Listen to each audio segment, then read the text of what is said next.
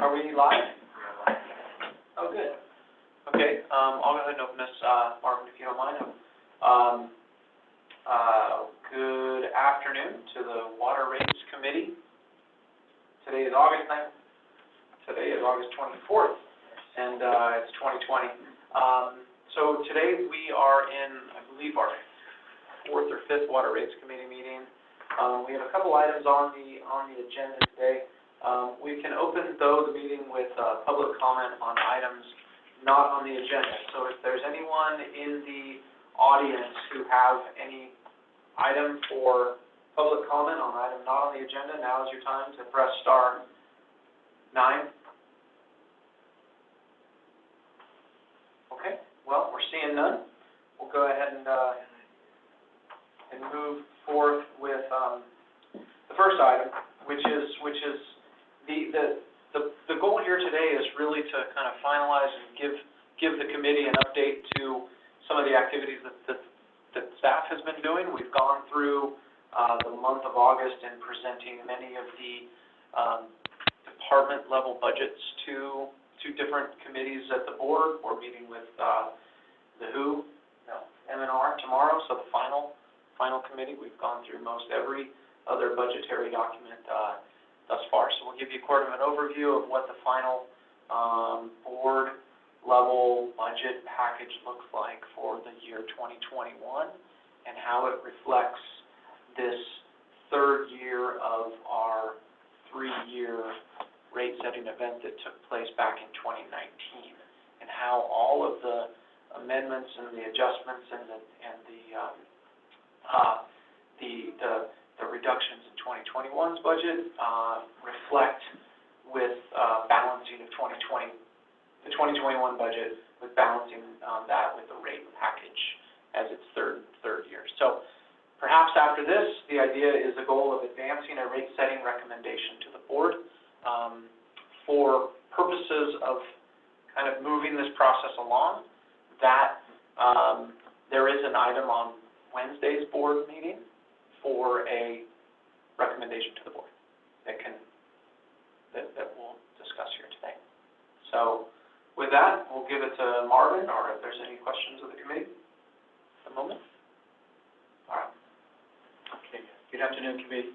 And like the GM has mentioned, we will show you the effects of the model. And what the model does is the model consolidates all of the individual department budgets. The model also uses the 5.72%, and it shows you the 5-year capital improvement plan dollars that were agreed to kind of in the committee, in the model. It also shows you the assumptions that are in it, and then ultimately shows you the reserve position that would be the result of this particular budget if we went forward with it. And the reason why we had to do it like that is because the model projects out 5 years. The model also gives you the starting point of 2018. So the reductions that the board brought forth in 2018 is reflected in the cash position. And so it shows you the cash position at the end of 19, and it starts with the audited position in 18. So you see real numbers, and then obviously it shows you the cash position forecasted out underneath those assumptions. Okay, so there's a few areas we can highlight in the model, and this is the recommendation that the committee will be making to the full board. So maybe we'll pull it up again. Do you have a question?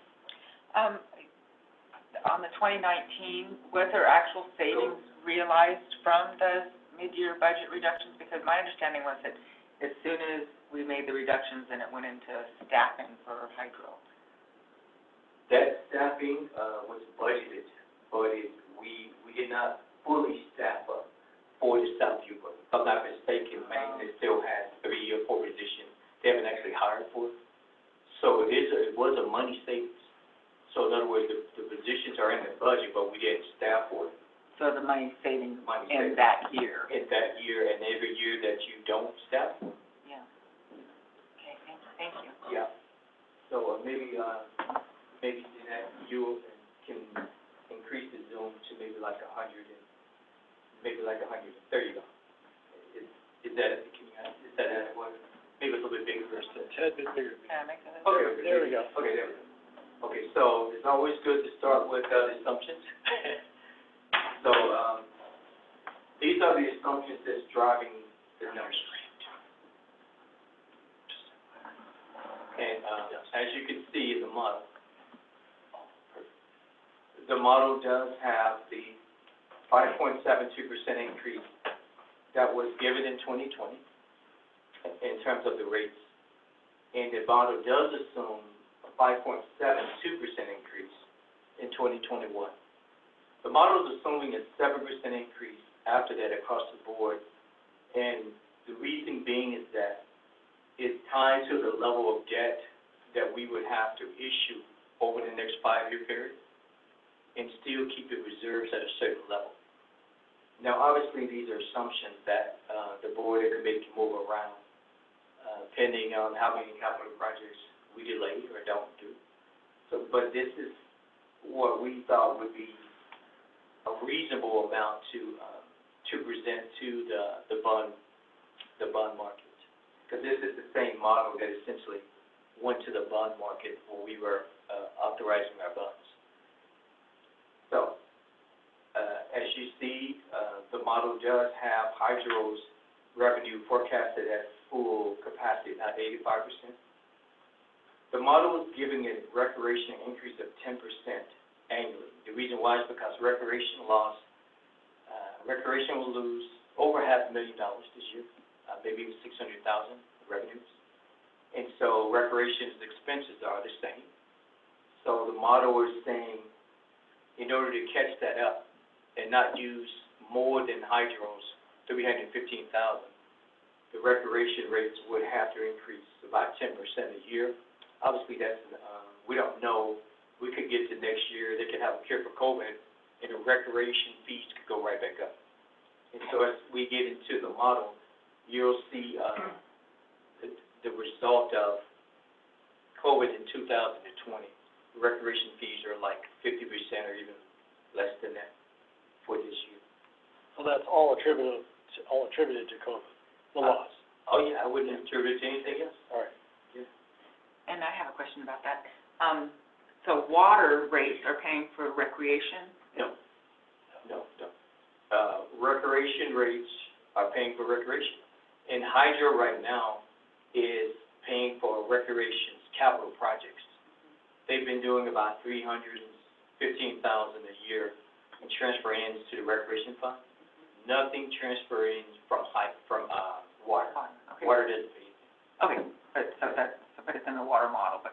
It has to be because this is the full 5-year model, which has to look at. District-wide. Yeah. Okay, this isn't just for rates then, this is. It's got to be the Broader. full one, yeah. Okay. Okay, so, property taxes, we're going with 4%. I think that's reasonable, given what we present in growth. If you scroll down just a little bit, there you go, yeah. This is assuming hydro completes $6 million in transfer ins over the 5-year model. So you see hydro transfer ins total out $30 million. Salaries, this is assuming 1.5% COLAs over the 5-year period. And obviously people will get their normal merit increases, 2.5%. There would be a merit freeze. You scroll down a little bit. Now this retirement benefit percentages, the 34.7%, going out 5 years to about 39%. This is directly from CalPERS. CalPERS is trying to hold the line. CalPERS is trying to hold the line on these percentages, right? We pay them for retirement. Obviously, if investments kind of tank, those numbers could go up to like 45%, even 50%. But they're trying to hold the line now. I talked to the actuary. She said they're just trying to hold the line. So, did I hear you say, back to you said merits would be? Merits normally average 2.5% district-wide. Is that steps or is that? Just steps. Just as people are stepping through So that's what you mean by merits? Yes, Okay, yes. okay, just want to clarify that. So there had not been part of a discussion about how those are set, or when they're set, or if they're settable. Well, The steps. I think they're governed by the MOU unless you put a freeze on all merit increases. Okay, And then, in other words, they're just going to step. so, I'm thinking right here. so what did you say about them? They average, They are going to be frozen? no, I said unless you would. Unless we frozen. We're assuming they're not. So steps is an annual process. Right, When you're hired, you see your step basis, and they're based on performance. On an annual basis, we give performance evaluations of every staff, and so therefore, based on that process, we're assuming that, what is it, Marvin? It's about, if you look at it in terms of district-wide, District-wide. it equals to about 2.5% of salary increases district-wide. Obviously, everybody doesn't step up, step down, but if you look at it district-wide, it's about 2.5%. Okay. Roughly half the staff. 2.5% of what? Of All the salary? all salaries. So salaries increase 2.5% a year on average. On average, yes. Overall. We're holding at this moment about a little more than half the staff is stepped out. So, And no more steps. has no more steps. No more steps. Yes, yes. Correct, but it's been 5. It's been equal in that because as people leave the district, like throughout the year, people leave, and then when you hire somebody, you're gonna hire them in at maybe step 1 or 2, you're not gonna hire them at step 5, Right. you know, they're gonna step through. So back to the, since you mentioned it, and got me got me interested in that step process. You mentioned that would come out of labor negotiations. We don't sit here and say we're gonna decrease steps this year to save the budget. No, you can't touch Can't do it that. unless you open that MOU. All right, MOU, that's what you, okay. Yeah. Thank you. That's So I have a question about the retirement benefits. Is this 34% based on the principal? I know we talked about just retirement before. No. 34% of what? Or Of salary.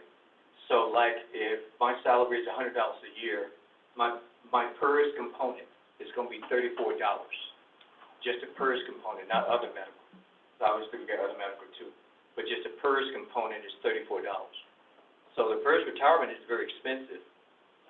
You know, you think about it in terms of, that's a retirement that is the last that employee until he passes.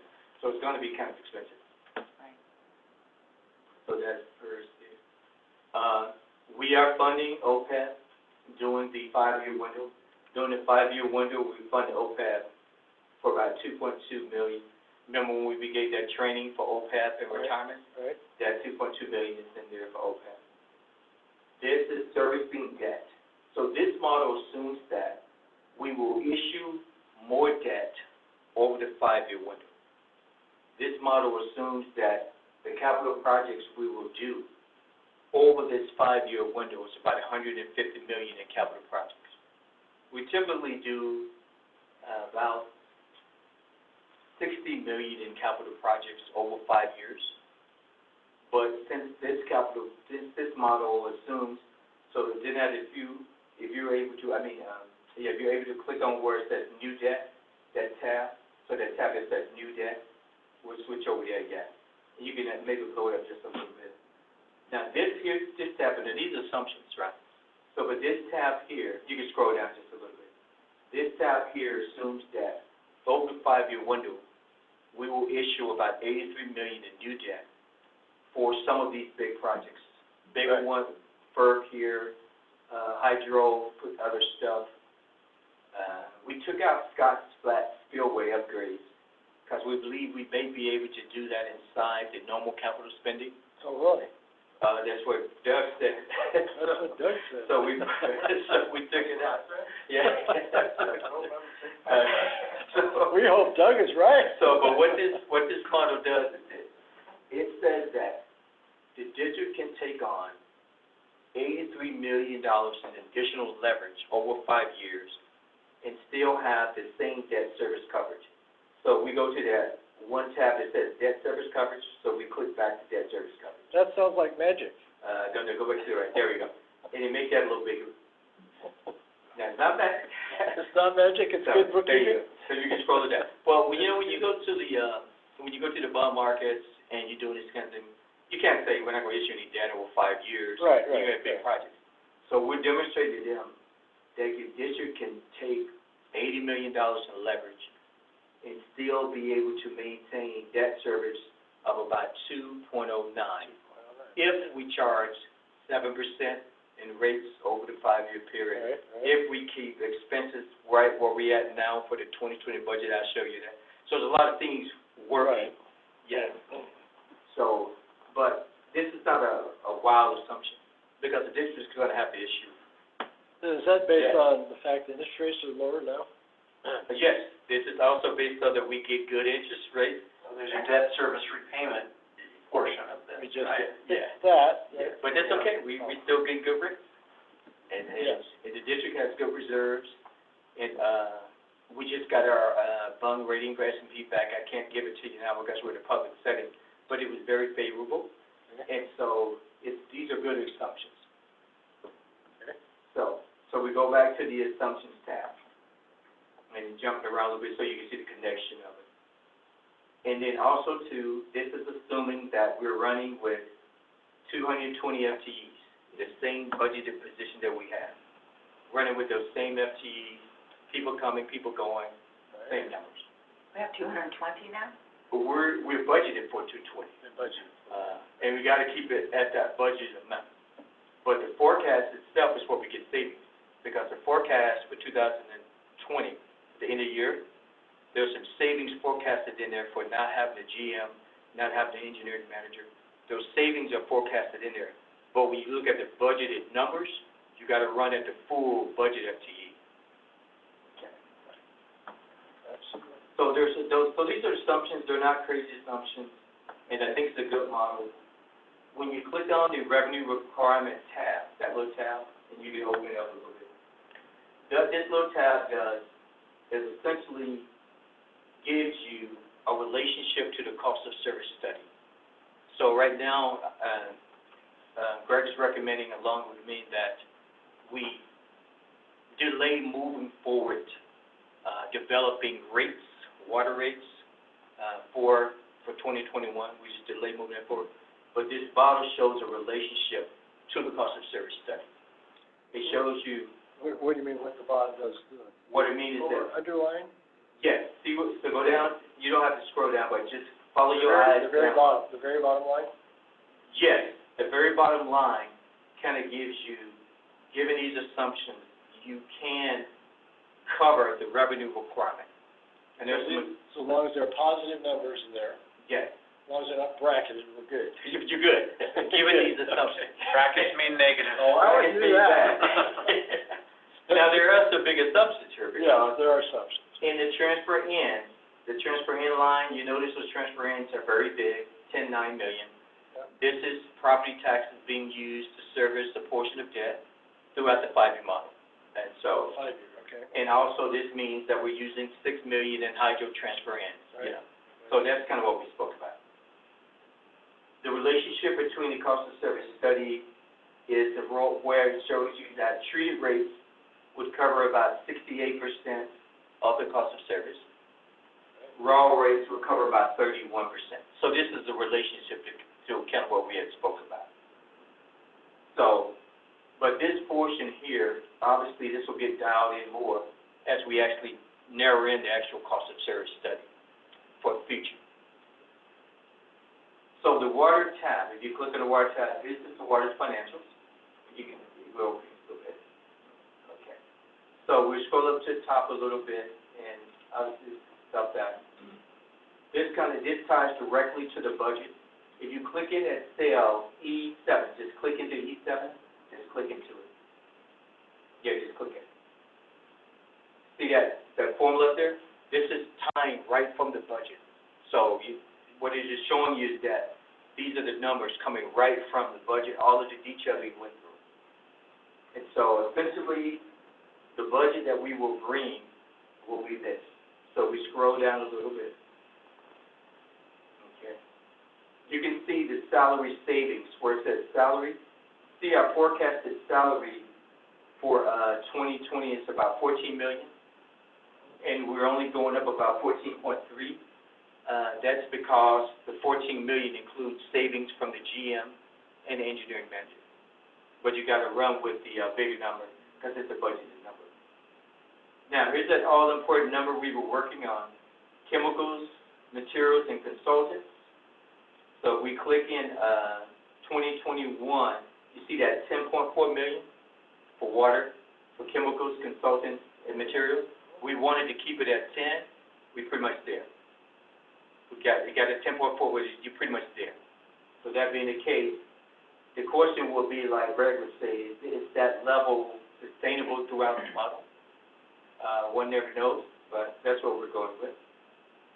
So if you scroll down just a little bit, you see the model assumes we will use property taxes to service debt throughout the 5 years. We're going to use $7.5 million in property taxes for the budget. So this is total, revenue for property taxes, that line is? Yes, the total revenue, Okay. and then you see the transfer out, debt service. Oh, right. The transfer out is sending that up to the water fund. Where's the transfer out? The transfer out is in E40. See where it says transfer out debt service? Oh, yeah. That's us sending money from the property taxes up to the water operating fund, helping to offset rates. So again, that's looking at utilizing, in this model alone, as of now, that's utilizing $7.5 million of taxes to help offset that service. And that money we would have spent, in the past, we would have spent that on capital projects. Capital projects. Yes. So in the engineering committee, you saw all those projects that we need to delay. Now, as you see out, that number drops according to the model. However, that's a consideration that this committee will need to be looking at moving forward to set a different pay package. So what happens then, let's see, with future years, then it drops down after we raise the It rates? slowly drops. Pretty Yeah. much, yeah. Yeah. And so the 5-year capital, years, these are the same summary dollars that came from the engineering committee 5-year CIP. These are the same numbers. So that, in other words, my model is using good numbers. It's the same numbers that the committee saw. So be that as it is, if we scroll down a little bit, and scroll down just a little bit, and this is just reserve levels that we would have over the 5-year period in the water fund. These are reserve levels. And so the important one, and you scroll down just a little bit, and the all-important, keep going down just a little bit, go down just a bit more, just a little bit more. There you go. Now this, no, keep going down. Keep going down. Okay, now stop. Now this is the all-important unrestricted cash. This is what the bond guys rate us by. This is the magic, This is the magic right here. $50 million one. There you go. And you notice how we keeping it right at 52 million. We don't want to go below 50. We go below 50, it's probably going to send the rating down. Right. So, I mean, it works with the assumptions, and obviously a 7% increase in the rates over the 5 years. It kind of works, and we're still able to issue about 80-some million in debt if we can divvy it up around capital projects. So it works. It still works. The other tab is simply the hydroelectric fund. So if you click on hydro, we won't go through each individual one, but this is kind of the same type of thing as water's fund. So if we go to the top, this is hydro's fund. Hydro's revenues are forecasted at about 98% of what we think we're going to get, not 85. You see how hydro falls off in 2024? Hydro falls up in 2024 to about 19 million. That is the Chicago Park rewind. So that's the Chicago Park rewind.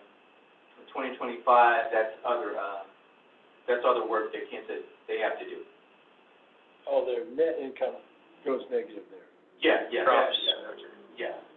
Taking some units offline. Yes. Yeah. Right. Do the work. What happens with that, as an aside, with PG&E and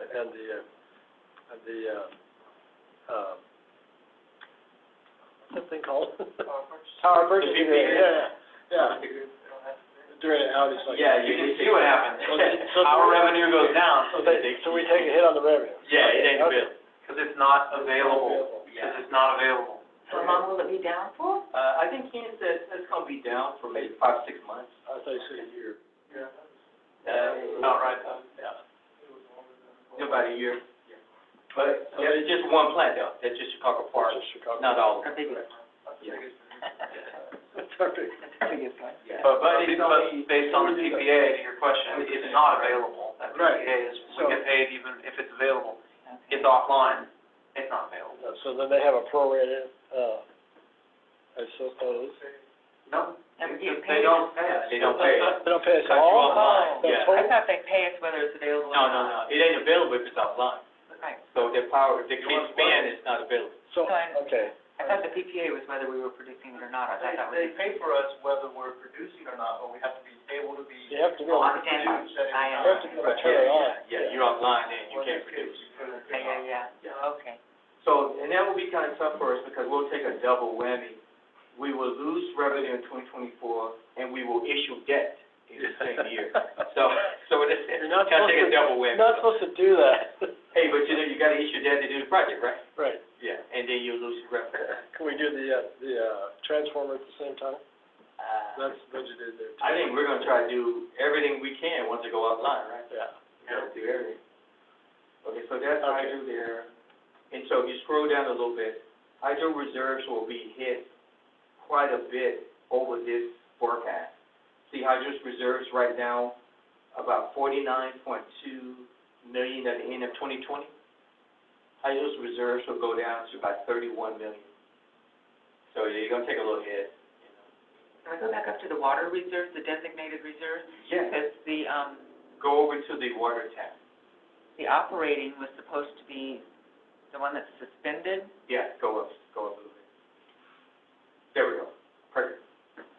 Okay, so that's supposed to be the row 51 Yeah. Exactly. that's suspended. It should be, our goal is 22 million in that reserve, Our goal in like the, our policy.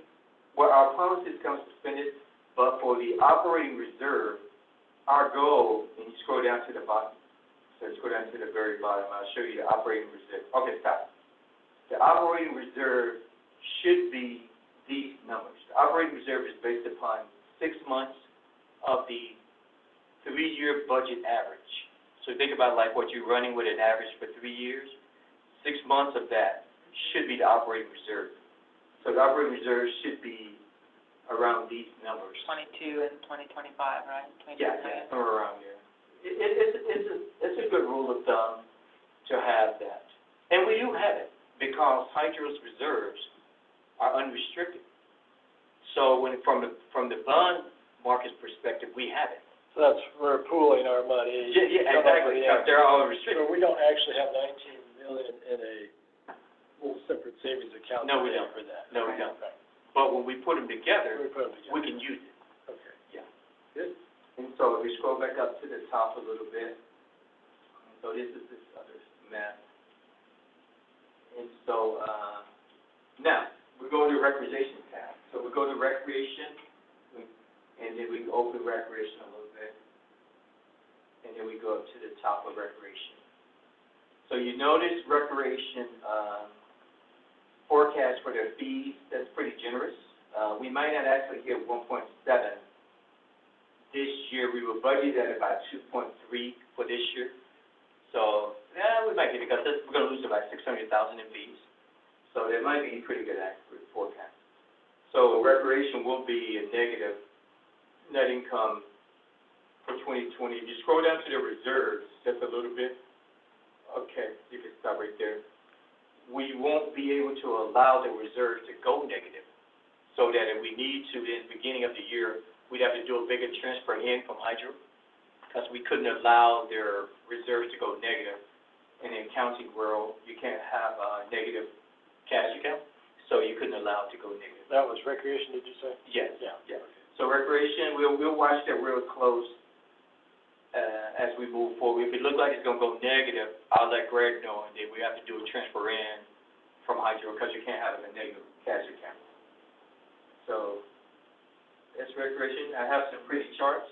If you click on the next one, you see some pretty charts.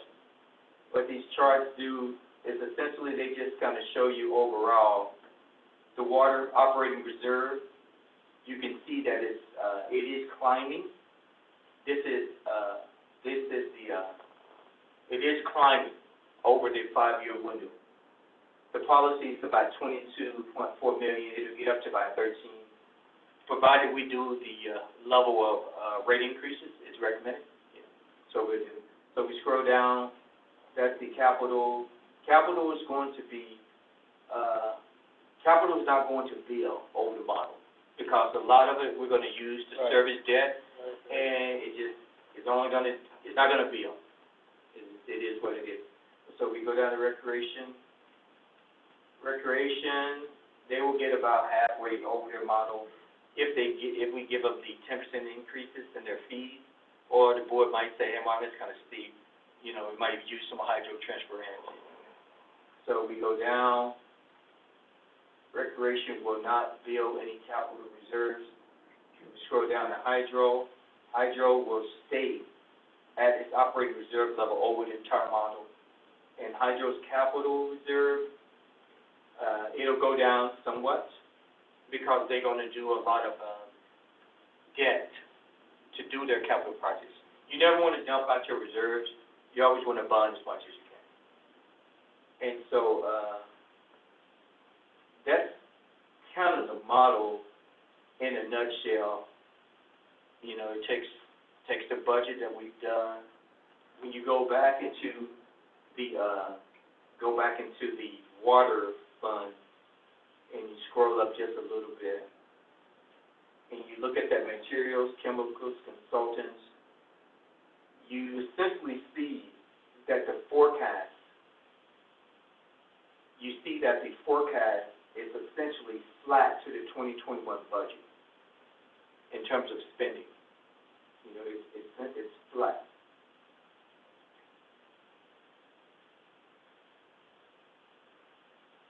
We got by just $1 million difference. 39.9 to 40.4. That's only like 500,000. Okay. So it's simply flat. It's flat.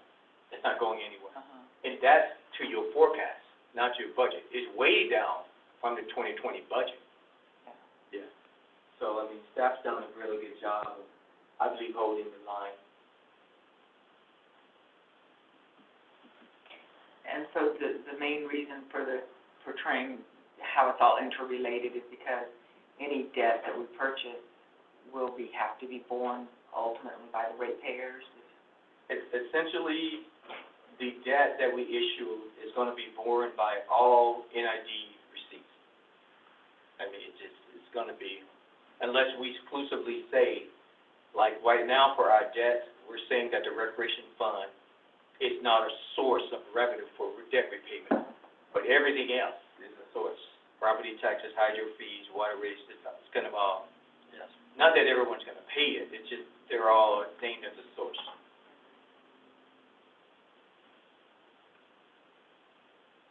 So that's probably what we would recommend.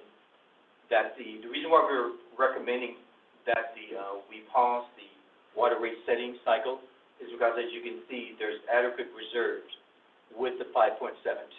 There's adequate reserves, unrestricted. Yeah. Perfect.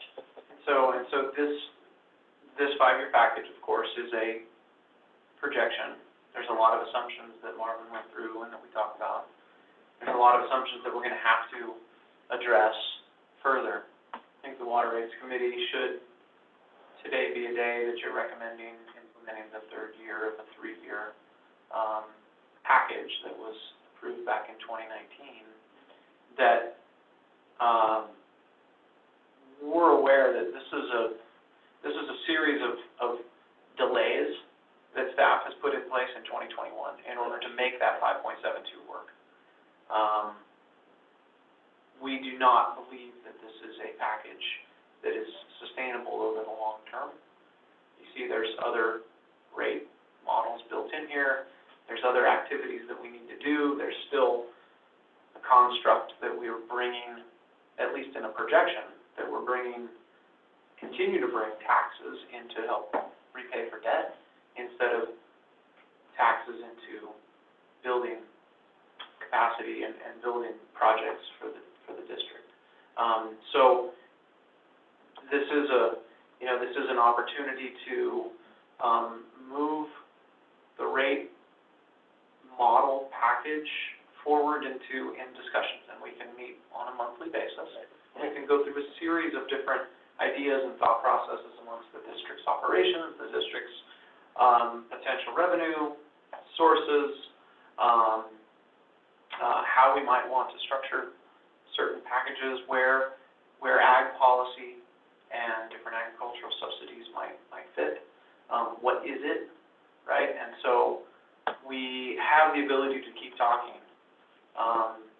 Although we do want to think about the timing on some of this, but we can talk about that in a little bit.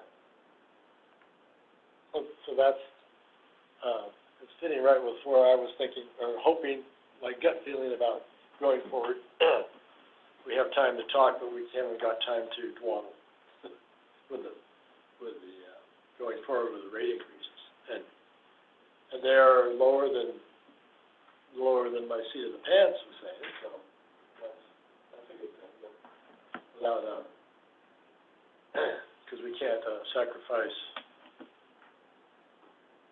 our capital projects very long. So I'm in favor of moving this forward this way. I really am. Thank you, staff, for really doing a good job, I think, so far on both sides of the budget. I was thinking yesterday, well, we haven't seen the revenue forecast yet, and there it is, so. There it is, yeah, there it is. I go, we have to see it today. Yeah, So we're there it saving, we're also saving $240,000 in our debt service. So our debt Right, service goes from about 3.9 that refunding we did, Right, save about $240. That's great. Yeah. We cut our fixed asset purchases in half. See, our fixed asset purchases, we cut them in half. And that's like vehicles and Yeah, tractors and fixed stuff. assets, yeah. Like Greg mentioned, that may not be sustainable over the long run. it's not sustainable. Yeah, but, I think the word pause is where the board has been so far, Definitely. a pause, not a stop. It's a pause. It's a pause. Great, I'm really pleased to see it as well, At least a chance to reevaluate. yeah. Okay, so there's a Yeah. double thumbs up. Yeah. Okay, so what we'll do is we'll bring this to the board on Wednesday. As a matter of fact, like I mentioned earlier, we've got it already on the agenda as just an open agenda item. There's nothing in there. So what I'll do is I'll put up some form of language as the recommendation, right? It'll follow some of this language in the staff report, and then we'll hopefully, have a quick discussion of it. We don't need to go through the whole package and the structure. It's the recommendation from this committee that the board adopt the third year of the 2019 three-year rates package. And continue to convene regularly. Yeah, I've kind of got some language that we can, that I'll play with, but it'll be somewhere in the neighborhood of, what did I say? It is the recommendation of the Water Rates Committee that the board implement the third year of the three-year rate package on January 1st, 2021, and continue to meet on an as-needed basis at least once a month to discuss a variety of essential rate package topics for what I would like to see is implementation of the Prop 218 process in quarter 2, quarter 3 of 2021. So we're not pushing up against the 2022 budget process with an unknown, really, that we can start consolidating some of these monthly meetings and gathering information and getting to a point so that somewhere in the neighborhood of the end of the second quarter next year, early quarter 3, we can begin a 218 process. As at least a thought, right? I'm very much in favor of that. That gives us about 9, 7 to 10, 8 months of coming in here, talking, I think, and working on a lot of aspects.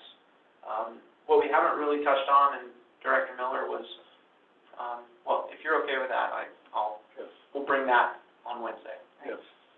Perfect. Okay. I'm in favor of that. And Okay. thank you, Seth, for all the work. Thank you very much. Yeah, good job. We have a comment? You have a comment? Oh, yeah, sure. Come, okay. Mr. Norton. John Norton, are you there? You can I speak. am here. Thank you. First, a question at the beginning of the model description. We talked about connection demand assumptions, and it said less than 1% growth per year. Is that ag connections, raw water connections and treated water connections less than 1% per year? Combined? Yeah, it's combined, yes. And that's projected out for the next 5 years, that same growth rate? Yes, the same one. Thank you on that.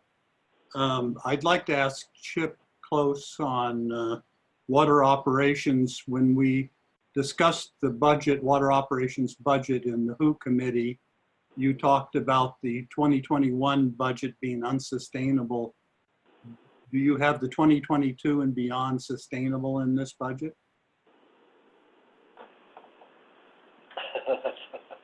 That's a good question. That's a big John. question. That's a big question.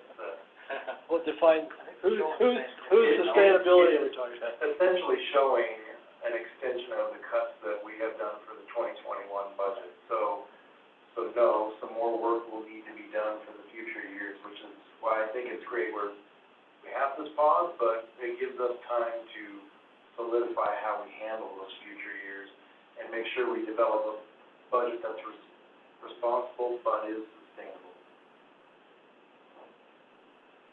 Hopefully that answers the question, John. Well, I hope so, Chip. We need water to be sustainable, yes. Last question is the FERC cost built into this budget when that comes along, or is that going to change it? No, we do have FERC costs coming in around 2024. We're going to issue bonds for about $42 million in FERC costs over that period of time. So it does have some FERC cost assumptions built into it. Okay. Does that mean we're anticipating our first license to be renewed until 2024? You mean the annual license or the permanent? Well, we've got a number of, like, I think there was $5 or $7 million in FERC annual just capital costs. Okay. So To we get it we started. feel like there's an ability to work through some of those early on, maybe year one, right? But by 24, at least in the model, is where you got to issue the big debt. Capital project. Yeah. Well, and it's still unclear when the trigger gets pulled. It's unclear. It's very unclear right now. I think It's when I read it- beneficial in the model by pushing it out. Yeah. But we do have a handful of dollars built into the hydro capital budget to account for some of those activities. Not all, but some. That's all my questions. Thank you very much.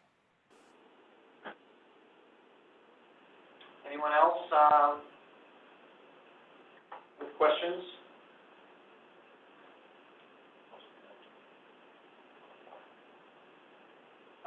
Okay, well, seeing none, I think let's go to item number 2 on this discussion, which is the concept of the Ag Committee, and I think it's helpful to just talk about it. I know there was some discussion last board meeting on it, right? So, being the fact that the 2 committee directors of the Rates Committee were the initial Ag Committee at the beginning of the year with the concept of speaking with the Ag community and trying to define what is an ag, perhaps specific subsidy. I know there's some questions around legalities and certain things around this. I would posit that we're not necessarily needing to dive deep into this discussion at the moment today, but that it is part of the conversation moving forward on a monthly basis, that there is Yeah. There is certainly a, you know, the ag component of our customer base is not the largest portion of our customer base, but it is the greatest user of our resource of the water. Right. So, and it is, you know, one of the defining factors of our community. So I do think we have to continue talking about it, understanding a little more, and that's going to take some more thought probably outside of these meetings, and come back with some homework. I don't have anything specific on my mind, and I wanted to open up to you guys and see if you have any thoughts. I do, go ahead. Okay. One thing that I'd like to, for the next meeting that we have, there is an ag component, because in May and early June, during our ag meeting, we felt like we needed more information, and it was in the notes that you have now. And so for that meeting, if we could get that information and look at it, and that could be the start of it, just try and understand who the customers are and what their uses are, and just better understand, because we've always called that big block of raw water ag water, but I'm finding that it's a lot more than just ag water. It is raw water. It's raw water, It's raw water, period. It's raw water. And there's many, many different uses, but if we can start to delineate what's that composed of, what are the segments that aggregate to that raw water component, I think it'd be very helpful in our discussions to try and understand the problem best. Okay? And that last discussion we had with Remy had a list of the first thing we did was say who are the big ones, the 24 big ones, who are they, right? And identifying those. And that doesn't necessarily say that's but defining. I agree with Laura that we need to certainly a large number of those are ag users. However, developing, this is my thought process as we've been talking about this, along the lines of who is a bona fide farmer, that we have many small farmers now that are using small amounts of water. The vegetable growers use a very small amount of water, but it's very dependent on it. So so I guess my point is we can't just say, okay, the big users are the guys and the rest don't count, and how we bring them all together, I think, is our challenge going forward, identifying, and this is where Dan Macon came in. He's proposing a survey of ag water users, and go that route to pull in those. You know, there's probably, and some of the growers in Nevada County are using well water. I mean, they don't even count. So we do have some that are, like the guy at my place is using, I think, 4 inches, right?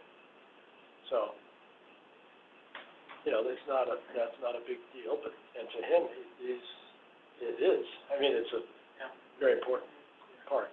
Director Beerwagen, if I may, what would you imagine the survey would be asking? What, is it about what they're using their water for? Right, well, there's that, but there's this question of, we've talked about what is a bona fide farmer saying? We're going to, and this is where we got into then we start having these, so I think, there's a lot of elements. I think that all needs to be developed. Okay. And I think that's what this committee is for, opportunity to get the players to comment at this meeting, right?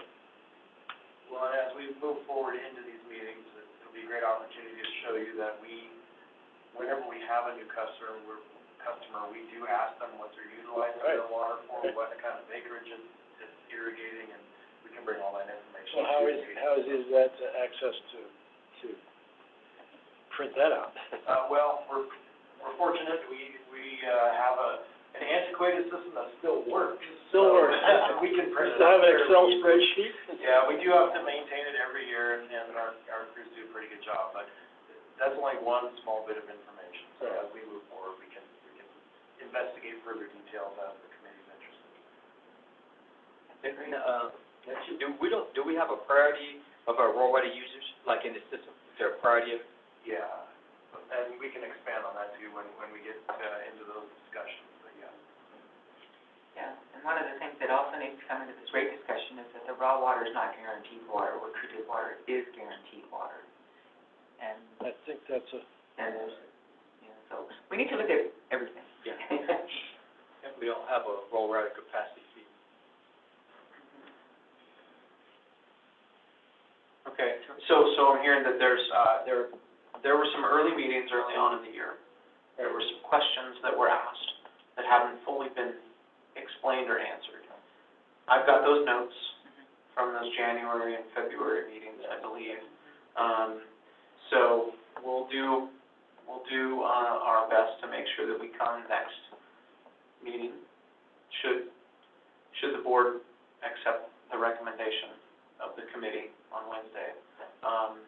And we'll come as a start with those questions and those answers.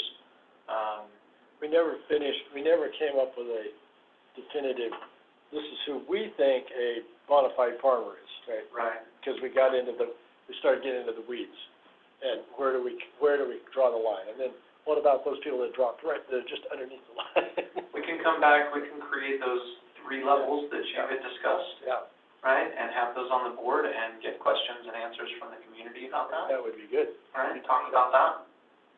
And begin that conversation for the ag component, and we can see where we go from there in terms of more detail, more information that we have in our systems, and we'll take a look at some other metrics and things that we can pull out relatively easy with our systems, and come up with numbers of customers, total usage, demand usage and numbers, and if we can break some of those down. So if we're looking at, I'm just guessing, or spitballing, maybe, if 80% of our total raw water users are 2 inches or less, right, and 2% of our users are 50 inches and more, right? I mean, then we can start to get Yes. a little flavor as to who we're dealing with, not necessarily with what they're using it for, because that's just what they're using it for, right? And I assume, I don't know how often people update every year when we order our water, is there any changes? They ask, is there changes in acreage irrigated? And so we can look at that and see who is using it for, for what? What kind of crops are people growing? What percentage are using it just for their lifestyle enjoyment and for irrigating their property for their lifestyle as opposed to actually growing food? How much water is being poured in a pond? Well, we can continue that down the firefight. Yes. Right. Yeah, topic du jour at the moment, so. Yeah. There are a lot of uses for our water. Yeah. Well, there are. Yeah, to disaggregate that big raw water component, I think that'd be very helpful. Okay. Along the lines of subsidy, out in the community, when people talk about, ask, okay, well, hydro is supposed to be subsidizing our water, well, it has been. One of the components of that, because we talk about the 6 million transfer in, or whatever the transfers, but the other component is how much is hydro contributing to the upper division? What are those dollars? So we're working on that. Are we? Okay, Yes, good. we are. You're always We working on what are. I'm thinking. We are. Great. We are, we're looking at that. Because I think It's a bit complicated. yes, well, it is complicated, I get it. Yeah. But I don't want it to get lost that we're not, water Yeah. is being subsidized. Yeah, we're actually doing a little bit of assessment on what would, barring hydro, right, so barring any hydroelectric, It just went away, right? if we just had a Right. series of dams, Yeah. what would it cost to facilitate that conveyance system Right. to its current location, and then the water rates customers pick up the fee after that, which is below Scott's and Rollins essentially. So that's the assessment we're looking at right now, and there's some nuances to it that we're trying to figure out, but, looking at staffing and looking at costs, and so that's the number, because it's true, it's not a complete, the whole hydroelectric budget is attributed to all of the upper division activities. It kind of currently is in reality, but in practice, if we had no hydroelectric facilities tied to the dams, what would it cost to manage all of those upper division conveyance systems Right. from English Meadow in the north and all the activities that we do all the way down to Rollins and Scotts Flat on Deer Creek. So we are looking at that, and Okay. we'll have that as a topic that we can come back to and discuss as well. And my understanding is that all of the administrative overhead costs of the district are borne by the ratepayers. So Hydro's utilization of admin and management and all of that overhead cost, that's a ratepayer cost. Well, right now, Hydro, all the investments that we earn, like this year, we're gonna earn a little bit over $1 million of investments. All of that investment income, I'd say 80 to 85% of it's Hydro. So we just transfer that over to water, because it's in the policy. And this is Hydro paying them back for water processing, payroll for Hydro, finance, budget functions. So they are paying for it, because all the investment income that Hydro earns, Hydro has most of the reserves, right? All that investment income is recorded in water's fund, in addition to the $6 million transfer in. Okay. It's in the policy. Yeah. So does that make sense? It's not necessarily, it's not exactly a one-to-one relationship. Not one-to-one, Because but- it's hard for admin to Right. say, oh, I spent 12 minutes doing Yes. reading an email Yeah, from yeah. Hydro, Yeah, right? right. It's just, Yeah. No, I way understand. crazy, but we do So have, we do take about $1 million in their investment income that would be recorded in the Hydro fund. It's recorded in the water fund. So all of the investment money only comes from Hydro? Well, recreation only has like $1 million. Hydro's investment. It's Hydro investment income. That's where it's coming from. Revenue received from Hydro, invested, It's back to water. back to water. But then hydroelectric, To pay for administrative use of water staff. Yeah. Yeah. but hydroelectric's, So it's just not hydro, as transparent as it could be, you know? Well, they were trying to make it transparent before I got here, and it was being done wrong. So Rim and I got together and we said this makes sense. And it's in the policy, I mean, we brought it to the board, but it does make sense that the investment income that they're earning on their reserves is sufficient to offset the administrative cost that they're using from water staff. Okay. Kind of makes sense. they have the, remember, hydro has its own administrative staffing. It is paid out of the hydro budget, it's not come from water. So there is that administrative component on the hydro side that kind of operates its own mini business. Yeah, they have some, Right. you know. And then we do, when for HR instance, and finance and. But Yeah, but- predominantly, it's what? IT, HR, finance, customer service, There you go. purchasing. It's water staff they're using.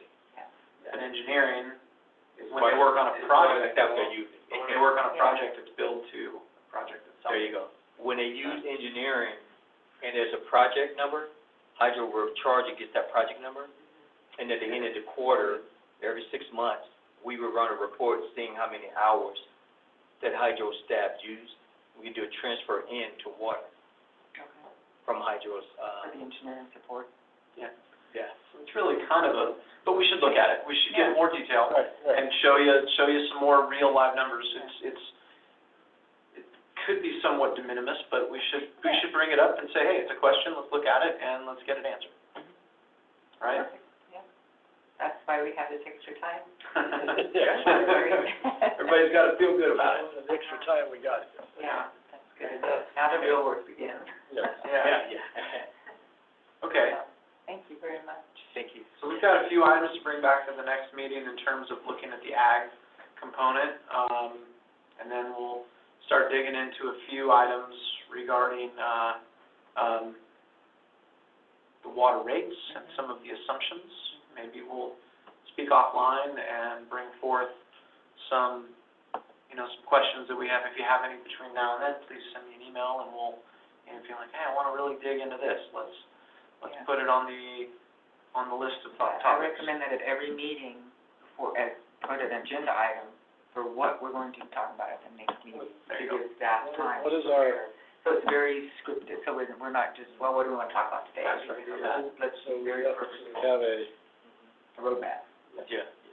I've already got 1, 2, 3, 4, 5 specific items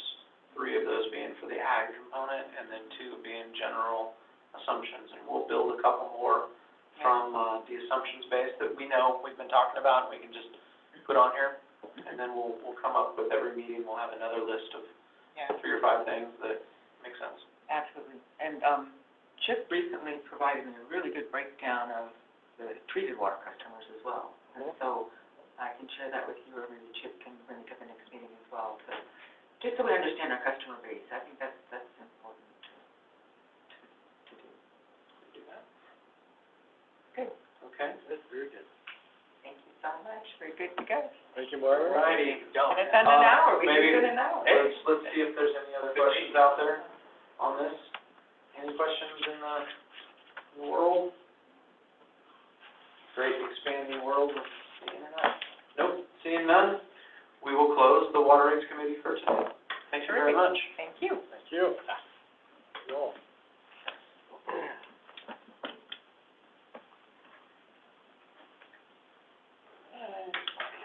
So what I'll do, just for